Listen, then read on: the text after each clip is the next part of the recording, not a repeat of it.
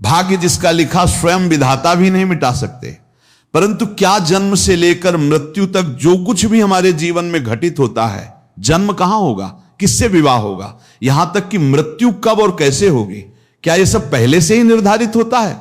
क्या सचमुच भाग्य का लिखा कभी नहीं मिटता? क्या मनुष्य भाग्य पहले से लिखा होता है? सबसे गहन सवाल, कोई महलों में जन्म लेता है तो कोई झोपड़ी में, कोई स्वस्थ जन्म लेता है तो कोई रोगी या विकलांग। यदि भगवान के लिए सभी जीव समान हैं तो फिर भगवान ये भेदभाव क्यों करते हैं? क्या ये सब भाग्य का खेल है? और सबसे बड़ा रहस्य, आखिर भगवान किसे देते हैं और किससे छीन लेते हैं? मित्रों, आज की ये गरुड़ पुराण की कथा अमृत समान ज्ञान से परिपूर्ण है, इसलिए इसे अंत तक अवश्य सुनिए, क्योंकि इसके अंतिम भाग में एक ऐसा गढ़ रहस्य और ज्ञान छिपा है जिसे न सुनना स्वयं को एक अनमोल ज्ञान से वंचित कर देना होगा। एक बार की बात है, गरुड़ देव के मन में भाग्य को लेकर एक गहरी जिज्ञासा उत्पन्न हुई। पिछली कथा में वे भगवान विष्णु से जान चुके थे कि मनुष्य का भाग्य कब लिखा जाता है और उसे कौन लिखता है, लेकिन अब उनके मन में एक और रहस्यपूर्ण प्रश्न उठ खड़ा हुआ। उसका उत्तर जानने के लिए वे भगवान विष्णु के चरणों में पहुंचे। प्रभु मुस्कुराकर बोले, हे गरुड़, निसंकोच कहो, आज तुम्हारे मन में कौन सा प्रश्न है? गरुड़ जी ने हाथ जोड़कर भगवान विष्णु से पूछा, हे प्रभु, क्या सच में भाग्य में जो लिखा होता है उसे कोई बदल नहीं सकता? क्या मनुष्य केवल इस जन्म के कर्मों का फल पाता है, या पिछले जन्मों के अधूरे कर्म भी उसके जीवन को प्रभावित करते हैं? यदि आपकी नजर में सभी जीव समान हैं, तो किसी के जीवन में सुख और किसी के जीवन में दुख क्यों होता है? कोई धन और सम्मान प्राप्त करता है, जबकि कोई अभाव और कठिनाइयों में अपना जीवन बिताता है। क्या यह सब केवल भाग्य का प्रभाव है? और हे प्रभु, आखिर आप किसे सुख और समृद्धि देते हैं और किससे वो दूर हो जाती है? भगवान विष्णु मुस्कुराकर बोले, हे गरुड़, तुम्हारा प्रश्न बहुत गहरा और महत्वपूर्ण है। इसका उत्तर एक प्रेरणादायक कथा में छिपा हुआ है, इसलिए इस कथा को पूरे ध्यान और अंत तक सुनना, क्योंकि किसी भी पवित्र कथा को अधूरा छोड़ना उचित नहीं माना जाता।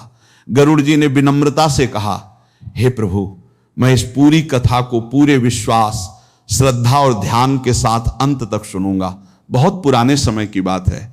नंदनपुर नाम के एक छोटे से गांव में हरिया नाम का एक गरीब किसान अपनी पत्नी के साथ सादा जीवन बिताता था। उसकी आर्थिक स्थिति इतनी कमजोर थी कि कई बार 2 वक्त का भोजन जुटाना भी कठिन हो जाता था। फिर भी वो ईमानदारी और मेहनत से जीवन व्यतीत करता था। वर्षों बाद एक दिन उसके घर पुत्र का जन्म हुआ। बच्चे की किलकारी सुनते ही मानो उस छोटे से घर में खुशियों का सागर उमड़ पड़ा। पूरे गांव में यह समाचार फैल गया और हरिया के घर उत्सव जैसा वातावरण बन गया। उसी दिन एक सिद्ध और त्रिकालदर्शी महात्मा भिक्षा मांगते हुए उसके द्वार पर पहुंचे। किसान ने आदरपूर्वक उनका स्वागत किया और बोला, हे महात्मा, आज मेरे घर बड़ा शुभ अवसर है। वर्षों बाद मुझे पुत्र रत्न की प्राप्ति हुई है। कृपया भीतर पधार कर भोजन ग्रहण करें और मेरे पुत्र को अपना आशीर्वाद दें। किसान की विनम्रता देखकर महात्मा उसकी बात टाल न सके। वे घर के भीतर आए। किसान और उसकी पत्नी ने श्रद्धापूर्वक उनका सत्कार किया और भोजन कराया। भोजन के पश्चात हरिया अपने नवजात पुत्र को गोद में लेकर महात्मा के पास पहुंचा और बोला, गुरुदेव, कृपा करके मेरे पुत्र को ऐसा आशीर्वाद दीजिए कि इसके जीवन में कभी कोई दुख या कष्ट ना आए। महात्मा मुस्कुराए और जैसे ही उन्होंने बालक को आशीर्वाद देने के लिए अपना हाथ आगे बढ़ाया, उनकी दृष्टि उसके दाएं हाथ पर बने एक विशेष नीले चिन्ह पर जा ठहरी। उस चिन्ह को देखते ही उनके चेहरे के भाव बदल गए और वे कुछ क्षणों के लिए गहरे विचार में डूब गए। कहा जाता है कि सिद्ध महात्मा केवल हस्तरेखाएं ही नहीं, बल्कि ललाट की रेखाओं और आत्मा के तेज को देखकर भी भविष्य का आभास कर लेते हैं। उसी क्षण उन्होंने उस बालक के भाग्य में छिपे एक अद्भुत भविष्य की झलक देख ली थी। महात्मा को इस प्रकार चिंतित देखकर किसान घबरा गया। वो बोला, गुरुदेव, क्या बात है? कहीं मेरे पुत्र के भविष्य में कोई संकट तो नहीं? कृपया मुझे सच बताइए। महात्मा ने शांत स्वर में कहा, डरो मत बेटा, तुम्हारे पुत्र के भविष्य में कोई संकट नहीं, बल्कि इसके भाग्य में असाधारण योग लिखा हुआ है। इसके हाथ पर बना यह चिन्ह संकेत देता है कि बालक साधारण नहीं है, इसके भाग्य में राजयोग है। यह मात्र 16 वर्ष की आयु में एक बड़े राज्य का राजा बनेगा। दर्शकों, इस समय शायद आपके मन में भी यही प्रश्न उठ रहा होगा, क्या सचमुच एक गरीब किसान का बेटा राजा बन सकता है? और क्या मनुष्य का भाग्य पहले से ही निर्धारित होता है? लेकिन आगे नियति ऐसा खेल खेलने वाली थी जिसकी किसी ने कल्पना भी नहीं की थी। महात्मा की बात सुनकर किसान हैरान रह गया। उसने पूछा, गुरुदेव मैं तो एक निर्धन किसान हूं, मेरा पुत्र राजा कैसे बन सकता है? महात्मा मुस्कुराए और बोले, ईश्वर की सृष्टि में कुछ भी असंभव नहीं है, ये इसके पूर्व जन्मों के पुण्य कर्मों का फल है। जब ये बालक 16 वर्ष का होगा तब इसका विवाह इस राज्य के राजा की इकलौती पुत्री से होगा और इसके भाग्य में राज्य गद्दी का सुख लिखा है। साधु बहुत तपस्वी और त्रिकालदर्शी थे, इसलिए ये सुनकर किसान और उसकी पत्नी की आंखों में खुशी के आंसू आ गए। धीरे धीरे ये भविष्यवाणी पूरे क्षेत्र में फैल गई और दूर दूर से लोग उस बालक के दर्शन करने आने लगे, जिसके बारे में कहा जा रहा था कि एक दिन वही इस राज्य का राजा बनेगा। लेकिन दर्शकों, भाग्य का यह रहस्य केवल गांव वालों तक सीमित नहीं रहने वाला था। नियति अब एक ऐसा खेल रचने वाली थी जो पूरे राज्य का भविष्य बदल देता। उधर उसी राज्य का राजा जिसकी पुत्री से उस बालक के विवाह की भविष्यवाणी हुई थी, एक दिन शिकार के लिए जंगल में निकला।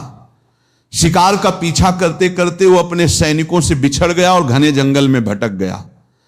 काफी देर तक भटकने के बाद वो थक गया और प्यास से व्याकुल होकर जल की खोज करने लगा। तभी उसे दूर एक गांव दिखाई दिया। प्यास बुझाने की आशा में वो उसी गांव की ओर बढ़ चला। साथियों, ये वही गांव था जहां कुछ समय पहले किसान हरिया के घर उस बालक का जन्म हुआ था, जिसके बारे में महात्मा ने राजयोग की भविष्यवाणी की थी। जब राजा गांव के निकट पहुंचा तो उसे गांव के बाहर एक छोटी सी कुटिया दिखाई दी।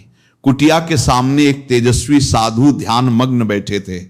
राजा उनके पास पहुंचा, प्रणाम किया और विनम्र स्वर में बोला, हे महात्मा, मैं बहुत प्यासा हूं, यदि थोड़ा जल मिल जाए तो आपकी बड़ी कृपा होगी। साधु ने मुस्कुराकर कहा, राजन कुछ क्षण प्रतीक्षा करो। इतना कहकर वे कुटिया के भीतर गए और थोड़ी देर बाद जल से भरा एक लोटा लेके लौटे। राजा ने वो जल ग्रहण किया और अपनी प्यास बुझाई। जल पीने के बाद जैसे ही राजा आगे बढ़ने लगा, उसकी दृष्टि उन लोगों पर पड़ी जो समूह बनाकर किसी दिशा में जा रहे थे। यह देखकर राजा ने उत्सुकता से पूछा, गुरुदेव इतने सारे लोग कहां जा रहे हैं? साधु ने उत्तर दिया, राजन ये सभी उस किसान के घर जा रहे हैं जिसके यहां कुछ समय पहले एक पुत्र का जन्म हुआ है। राजा ने आश्चर्य से पूछा, लेकिन उस बालक में ऐसी क्या विशेषता है कि लोग उसके दर्शन करने जा रहे हैं? महात्मा ने गंभीर स्वर में कहा, उस बालक के हाथ पर एक दुर्लभ नीला चिन्ह है। वो चिन्ह संकेत देता है कि भविष्य में वही इस राज्य का राजा बनेगा। ये सुनते ही राजा हल्का सा हंस पड़ा। वो बोला, महात्मा जी ये कैसे संभव है? इस राज्य का राजा तो मैं हूं। एक गरीब किसान का पुत्र भला राजा कैसे बन सकता है? महात्मा ने शांत भाव से उत्तर दिया, राजन कोई मनुष्य किसी को राजा या भिखारी नहीं बनाता, ये सब नियति और कर्मों का खेल है।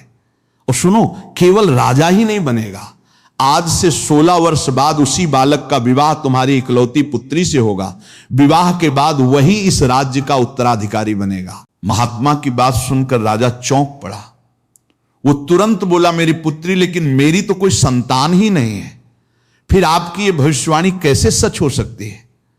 महात्मा मुस्कुराए और बोले, आज नहीं है, लेकिन आज से 1 वर्ष बाद तुम्हारी रानी एक कन्या को जन्म देगी। वही कन्या बड़ी होकर उस किसान के पुत्र की पत्नी बनेगी और वही विवाह इस भविष्यवाणी को पूर्ण करेगा। साथियों, महात्मा की यह बात सुनकर राजा के मन में एक साथ 2 भाव उत्पन्न हुए। एक ओर वो प्रसन्न था क्योंकि वर्षों से संतान सुख से वंचित रहने के बाद उसे यह समाचार मिला था कि वो एक पुत्री का पिता बनने वाला है। लेकिन दूसरी ओर उसका अहंकार आहत हो गया था। वो सोचने लगा, एक साधारण किसान का बेटा मेरा दामाद बनेगा, मेरी पुत्री का विवाह किसी गरीब के घर होगा। नहीं, ऐसा कभी नहीं हो सकता। राजा के चेहरे पर क्रोध साफ दिखाई देने लगा।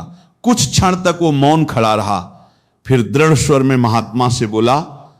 राजा क्रोध से भर उठा और बोला, महात्मा जी, क्या आपको सच में लगता है कि मैं अपनी राजकुमारी का विवाह एक साधारण किसान के बेटे से कर दूंगा? यह कभी नहीं हो सकता। महात्मा ने शांत स्वर में उत्तर दिया, राजन, जो उस बालक के भाग्य में लिखा जा चुका है उसे कोई नहीं मिटा सकता। विधाता का लिखा पत्थर की लकीर के समान होता है, उसे बदलने का सामर्थ्य किसी मनुष्य में नहीं होता। लेकिन राजा को अपनी शक्ति और पद का बड़ा अहंकार था। वो बोला, महात्मा जी चाहे कुछ भी हो जाए, मैं अपनी पुत्री का विवाह उस किसान के बेटे से कभी नहीं होने दूंगा, और जहां तक भाग्य की बात है मैं स्वयं सिद्ध कर दूंगा कि मनुष्य चाहे तो विधाता का लिखा भी बदल सकता है। महात्मा केवल मुस्कुरा दिए। फिर बोले, ठीक है राजन, समय को आने दो, मैं भी देखूंगा और तुम भी देखोगे कि अंत में विजय भाग्य की होती है या अहंकार की। राजा ने प्रणाम किया और वहां से महल लौट आया। लेकिन उस दिन के बाद उसके मन में एक ही विचार घूमने लगा, ऐसा क्या करूं कि भविष्यवाणी कभी सच ही ना हो। पूरी रात वो इसी चिंता में डूबा रहा। अंततः उसके मन में एक योजना आई। अगले ही दिन उसने ब्राह्मण का वेश धारण किया और उस गांव की ओर चल पड़ा जहां किसान हरिया रहता था। बाहर खड़े होकर उसने आवाज लगाई, कोई है? एक भूखा ब्राह्मण द्वार पर खड़ा है, कुछ दान मिल जाए तो बड़ी कृपा होगी। आवाज सुनकर किसान बाहर आया। उसने आदरपूर्वक ब्राह्मण को प्रणाम किया और बोला, महाराज बताइए मैं आपकी क्या सेवा कर सकता हूं। भेष बदले राजा ने कुछ देर तक किसान को देखा और फिर बोला, मैं केवल भिक्षा ही नहीं मांगता, भाग्य भी देखता हूं। मुझे ऐसा प्रतीत हो रहा है कि तुम्हारे घर में हाल ही में एक पुत्र जन्मा है और उसके दाएं हाथ पर नीले रंग का एक विशेष चिन्ह भी है। यह सुनकर किसान आश्चर्यचकित रह गया। उसने कहा, हाँ महाराज, बिल्कुल ऐसा ही है। ब्राह्मण ने कहा, तो उस बालक को मेरे पास लेकर आओ। किसान तुरंत भीतर गया और अपने पुत्र को गोद में लेकर बाहर आ गया। राजा ने बच्चे को देखा और मन ही मन समझ गया कि यही वही बालक है जिसके बारे में भविष्यवाणी की गई थी। कुछ क्षण मौन रहने के बाद वो गंभीर स्वर में बोला, सुनो किसान, मैं जो कहने जा रहा हूं उसे ध्यान से सुनना। यदि ये बालक तुम्हारे पास रहा तो 16 वर्ष की आयु पूरी होते ही इसकी मृत्यु हो जाएगी। ये सुनते ही किसान के पैरों तले जमीन खिसक गई। ब्राह्मण आगे बोला, लेकिन यदि तुम इस बच्चे को किसी योग्य व्यक्ति को सौंप दोगे तो इसका जीवन बच जाएगा, और जब ये 16 वर्ष का हो जाएगा तब वो व्यक्ति इसे सुरक्षित तुम्हें वापस लौटा देगा। किसान की आंखों में आंसू आ गए। वो बोला, महाराज ये मेरा इकलौता पुत्र है, मैं इसे अपने से कैसे दूर कर दूं? ब्राह्मण ने शांत स्वर में कहा, मैं इसे हमेशा के लिए नहीं मांग रहा, केवल इसके जीवन की रक्षा के लिए कुछ वर्षों तक अपने साथ रखना चाहता हूं। समय आने पर मैं स्वयं इसे तुम्हें वापस सौंप दूंगा। सीधे साधे किसान को उसकी बातों में सच्चाई दिखाई दी। उसने अपनी पत्नी को सारी बात बताई।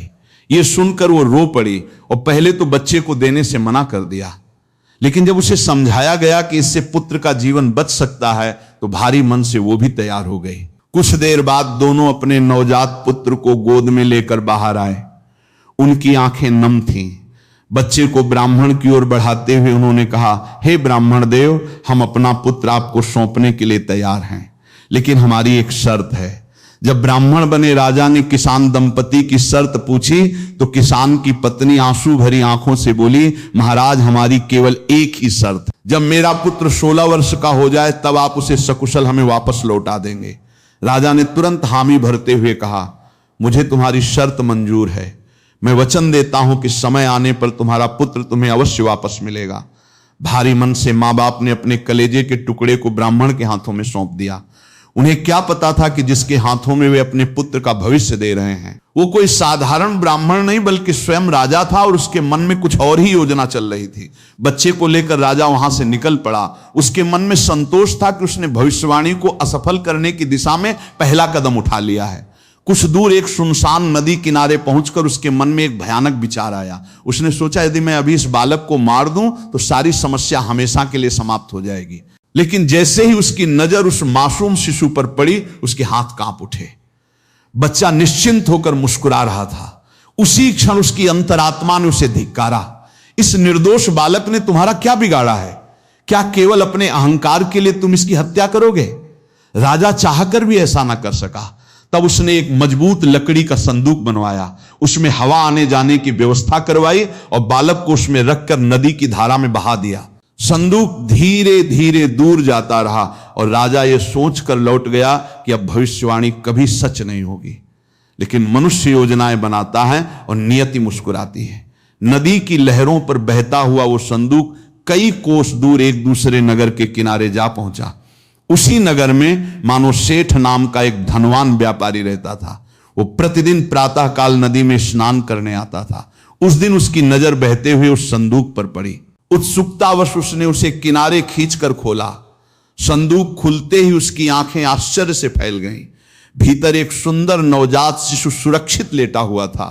वो मुस्कुराते हुए अपने पैर का अंगूठा चूस रहा था, मानो उसे किसी बात की चिंता ही ना हो। वर्षों से संतान सुख से वंचित मानो सेठ की आंखें भर आईं। उसने तुरंत उस बालक को अपनी गोद में उठाकर सीने से लगा लिया। उसने मन ही मन कहा, हे मां गंगा, ये आपकी ही कृपा है, आपने हमारी सूनी गोद भर दी। सेठ उस बालक को घर ले गया और अपनी पत्नी को सारी बात बताई। यह सुनकर सेठानी की खुशी का ठिकाना न रहा। दोनों ने उसे ईश्वर का प्रसाद मानकर अपना लिया और बड़े प्रेम से उसका पालन पोषण किया। समय बीतता गया और वही बालक एक सुंदर, बुद्धिमान और साहसी युवक बन गया। उधर देखते देखते पूरे 16 वर्ष बीत गए। एक दिन वो युवक अपने मित्रों के साथ नगर में था। तभी वहां से एक राजा का भव्य काफिला गुजरा। उसी समय एक छोटा बालक खेलते खेलते काफिले के सामने आ गया। घोड़े तेजी से बढ़ रहे थे और किसी का ध्यान उस पर नहीं गया, लेकिन युवक ने खतरा भांप लिया। वो तुरंत दौड़ा और अंतिम क्षण में उस बालक को बचा लिया। दर्शकों, जिसे उसने बचाया वो तो एक अनजान बालक था, लेकिन जिसने ये दृश्य देखा वो कोई साधारण व्यक्ति नहीं था। वो वही राजा था जिसने 16 वर्ष पहले उसे नदी में बहा दिया था। और अब नियति दोनों को फिर से आमने सामने लाने जा रही थी। जैसे ही राजा की नजर युवक के हाथ पर पड़ी, वो चौंक उठा। उसके हाथ पर वही नीला निशान था। राजा के मन में विचार उठा, क्या ये वही बालक है? लेकिन ये जीवित कैसे बच गया? राजा ने तुरंत युवक को बुलवाया। उसकी बहादुरी की प्रशंसा करने के बाद उसने उसके परिवार के बारे में पूछा। युवक ने बताया कि वो मानो सेठ का पुत्र है। यह सुनकर राजा उसके साथ सेठ के घर पहुंचा। बातों बातों में सेठ ने बताया कि ये उनका असली पुत्र नहीं है, बल्कि वर्षों पहले नदी किनारे एक संदूक में मिला था। यह सुनते ही राजा समझ गया कि नियति ने उस बालक को बचा लिया था। कुछ देर सोचने के बाद राजा के मन में एक नई योजना आई। उसने सेठ से कहा, आपका पुत्र साहसी और योग्य है। यदि आप अनुमति दें तो मैं इसे अपने महल में सेवा का अवसर देना चाहता हूं। सेठ ने प्रसन्न होकर अनुमति दे दी। तब राजा ने एक पत्र लिखा, उस पर अपनी राजमुद्रा लगाई और युवक को देते हुए कहा, इसे मेरी महारानी को दे देना, वो तुम्हें उचित कार्य सौंप देंगी। युवक पत्र लेकर राजा के राज्य की ओर चल पड़ा। लेकिन मित्रों, नियति ने उसके लिए एक और मोड़ तैयार कर रखा था। रास्ते में वो एक घने जंगल में भटक गया। सूर्य अस्त हो चुका था और चारों ओर अंधेरा फैलने लगा था। तभी युवक को दूर एक टूटी फूटी झोपड़ी दिखाई दी। उसने सोचा कि रात यहीं बिताना उचित रहेगा। लेकिन जैसे ही वो भीतर पहुंचा, उसका आश्चर्य का ठिकाना नहीं रहा। बाहर से साधारण दिखने वाली उस झोपड़ी के भीतर एक बड़ा रहस्य छिपा था। वहां नीचे जाने के लिए पत्थरों की सीढ़ियां बनी थीं। उत्सुकतावश जब वो नीचे उतरा तो उसकी आंखें आश्चर्य से फैल गईं। नीचे एक भव्य महल था। महल में एक वृद्धा भोजन बना रही थी। युवक ने उसे प्रणाम किया और रास्ता भटकने से लेकर वहां तक पहुंचने की पूरी बात बताकर एक रात ठहरने की अनुमति मांगी। वृद्धा बोली, बेटा, मुझे कोई आपत्ति नहीं, लेकिन यह डाकुओं का गुप्त अड्डा है। यदि उन्हें तुम्हारे बारे में पता चल गया तो वे तुम्हें जीवित नहीं छोड़ेंगे। युवक ने विनम्रता से कहा, मैया, बाहर घना जंगल है और मैं रास्ता भी भटक चुका हूं। इस समय मेरी रक्षा केवल आप ही कर सकती हैं। उसकी सरलता देखकर वृद्धा का हृदय पिघल गया और उसने उसे रुकने की अनुमति दे दी। कुछ समय बाद डाकू अपने अड्डे पर लौटे। कोने में सोए हुए युवक को देखकर वे चौंक गए। वृद्धा ने उन्हें सारी बात बता दी, लेकिन एक डाकू को संदेह हुआ। उसने कहा, क्या पता ये राजा का जासूस हो। उसने युवक की तलाशी लेनी शुरू कर दी। तभी उसकी जेब से राजमुद्रा लगा हुआ एक पत्र निकला। डाकू ने पत्र खोला और पढ़ने लगा, लेकिन जैसे जैसे वो पढ़ता गया उसके चेहरे का रंग बदलता गया। वो बोला, धिक्कार है, हमारा राजा कितना निर्दयी है। वृद्धा ने पूछा, ऐसा क्या लिखा है? डाकू बोला, इसमें महारानी को आदेश दिया गया है कि जैसे ही ये युवक महल पहुंचे इसे तुरंत मरवा दिया जाए। यह सुनकर वृद्धा का हृदय द्रवित हो उठा। उसने युवक की ओर देखा और बोली, कैसा अन्याय है। जिसके हाथों पत्र भिजवाया जा रहा है उसी की मृत्यु का आदेश भी उसी में लिखा है। कुछ देर सोचने के बाद वृद्धा बोली, नहीं, इस बालक को बचाना होगा। शायद ईश्वर ने इसे किसी कारण से यहां भेजा है। फिर उसने डाकुओं से कहा, इस पत्र को बदल दो। डाकुओं ने पूछा, क्या लिखें? वृद्धा बोली, लिखो कि यह युवक अत्यंत योग्य बुद्धिमान और सदाचारी है। मैंने इसे अपनी पुत्री के लिए चुना है। अतः मेरे लौटने से पहले राजकुमारी का विवाह इसी युवक से कर दिया जाए। डाकुओं को भी उसकी बात उचित लगी। उन्होंने नया पत्र तैयार किया, उस पर सावधानी से राजा की मुहर लगाई और युवक की जेब में वापस रख दिया। अगली सुबह वृद्धा ने युवक को जगाया। युवक ने कृतज्ञ होकर उसके चरण स्पर्श किए, राजमहल का मार्ग पूछा और वहां से चल पड़ा। कई घंटों की यात्रा के बाद वो राजमहल पहुंचा। उसे सीधे महारानी के सामने ले जाया गया। युवक ने प्रणाम करते हुए कहा, महारानी साहिबा, महाराज ने आपके लिए ये पत्र भेजा है, कृपया इसे पढ़कर बताइए कि मुझे क्या करना है।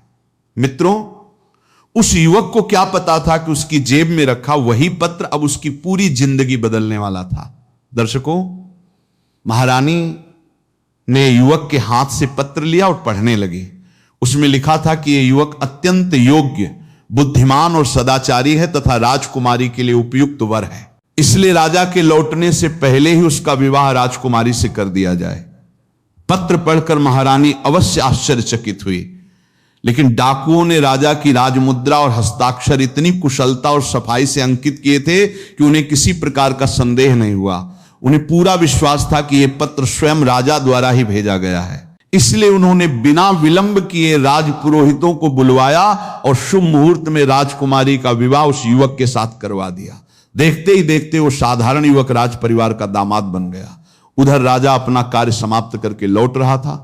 उसे पूरा विश्वास था कि अब तक युवक की मृत्यु हो चुकी होगी और साधु की भविष्यवाणी असत्य सिद्ध हो गई होगी, लेकिन महल पहुंचते ही उसके होश उड़ गए। जिस युवक को वो मृत्यु के मुख में भेज चुका था, वही उसके महल में सम्मान के साथ बैठा था। इतना ही नहीं, उसका विवाह राजकुमारी से भी हो चुका था। यह जानकर राजा क्रोध से भर उठा। वो महारानी के पास पहुंचा और बोला, मैं उसे मरवाने का आदेश दिया था, फिर उसका विवाह कैसे हो गया? महारानी ने शांत स्वर में उत्तर दिया, महाराज, मैंने तो वही किया जो आपके पत्र में लिखा था। राजा ने तुरंत पत्र मंगवाया। जब उसने पत्र पढ़ा तो उसके पैरों तले जमीन खिसक गई। उसमें लिखा संदेश पूरी तरह बदल चुका था। क्रोध में उसने सैनिकों को आदेश दिया कि युवक को तुरंत दरबार में प्रस्तुत किया जाए। युवक के आते ही राजा ने तलवार निकाल ली और गरज कर बोला, एक गरीब किसान का पुत्र होकर तुमने राजकुमारी से विवाह करने का साहस कैसे किया? आज तुम्हें अपने कर्मों का परिणाम भुगतना ही होगा। युवक डरते हुए बोला, महाराज, मैंने कोई गलत काम नहीं किया। मैं तो हमेशा खुद को एक बड़े सेठ का बेटा ही समझता रहा, फिर मेरी गलती क्या है? लेकिन राजा उसकी एक भी बात सुनने को तैयार नहीं था। तभी राजकुमारी आगे बढ़ी और युवक के सामने खड़ी होकर बोली, पिताजी, यदि इन्हें मृत्यु दंड देना है तो पहले मुझे दंड दीजिए। यह सुनते ही पूरे राज दरबार में गहरा सन्नाटा छा गया। उसी समय एक सैनिक तेजी से आया और बोला, महाराज, एक महान संत आपसे मिलने के लिए आए हैं। राजा ने बिना देर किए उन्हें आदर के साथ दरबार में बुला लिया। कुछ ही देर में महात्मा वहां पहुंच गए। राजा ने उनका सम्मान किया, लेकिन महात्मा मुस्कुरा कर बोले, राजन, लगता है तुम मुझे पहचान नहीं पाए। मैं वही साधु हूं जिससे तुम्हारी मुलाकात 16 वर्ष पहले जंगल में हुई थी। उसी समय मैंने तुम्हें बताया था कि एक गरीब किसान का बेटा आगे चलकर तुम्हारा दामाद बनेगा और इसी राज्य का राजा भी बनेगा। यह बात सुनकर राजा पूरी तरह हैरान रह गया। महात्मा आगे बोले, तुमने उसे उसके माता पिता से अलग किया, नदी में बहा दिया, उसके प्राण लेने का संदेश भी लिखवाया और बार बार भाग्य को बदलने की कोशिश की, लेकिन अंत में वही हुआ जो ईश्वर ने पहले से तय कर रखा था। यह सुनकर पूरा दरबार शांत हो गया। राजा की नजरें झुक गईं और उसका घमंड पूरी तरह टूट गया। उसने हाथ जोड़कर कहा, गुरुदेव, आज मुझे समझ आ गया कि इंसान कितना भी ताकतवर क्यों न हो जाए, वो ईश्वर द्वारा